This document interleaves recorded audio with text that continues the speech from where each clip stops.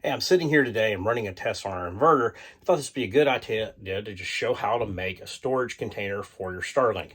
This is not an original project. I've actually seen a lot of other people do this on Facebook and other sites. But if looking for it, I thought I'd post one as well. So look forward to some unoriginal content. The thing we did here is I went down to Home Depot and we bought a 12-gallon Husky container. I've actually had this set aside to do this for some time and just hadn't got around to it. Other than the 12-gallon container, you will need the original contents box and inserts, etc., that came with your Starlink, and that's it. I'll do this real quick and easy. This is one of the packaging parts that came with your Starlink, and that's the first one we're going to deal with. And what we're going to do is we're just going to cut along this large part here, cut it out so that we're only left with this bottom part.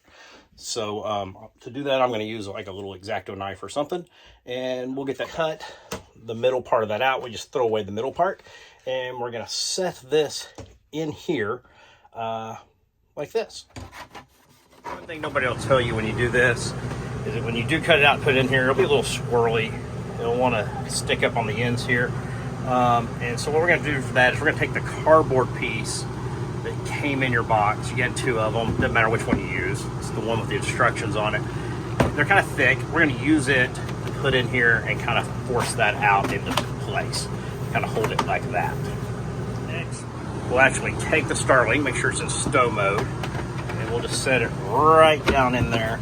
And the next step is you set your base in here. And what you do is you line it up with these little feet positions in your insert, and you just set it right down. All right, so I got it down in there. Yeah. These little pieces of plastic, they're not perfect, and they get warped, etc. If it doesn't fit for some, you may have to maneuver it a little bit to get it into place, but then it should stretch out and be just fine in the future. Go back to our last insert that came in our package, and that's this right here. And you just kind of line it up, and you put it here. It should fit pretty good. Next part, I did go buy some hook and loop cable ties, just so I could put my cables away neatly, but that's not necessary. You could just roll them up, but I'll show you where those go. Easiest step, take the cables rolled up, you put the big cable on the big end like that, and you put the little cable on the little end like that. Move it around a little bit, make it fit nice. Once you have your two cords in, you just lay your modem or router right here. In my instance, I find it best to go face down. It kind of just fits right into that slot, fits perfectly. And then, just for looks, maybe some extra protection, but no, mainly for looks, because this is a clear top.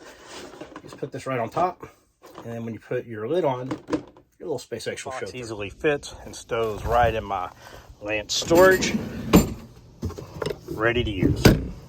Hey, if you like this completely unoriginal, overdone idea, please comment or post below. Don't know if we're going to review the Starlink or not. It seems like there's 1,000 of those on YouTube, but we may give you some feedback in our videos as we go along, unless we come across something really new or unusual or helpful to others. Meanwhile, I need to finish my inverter test. Thanks.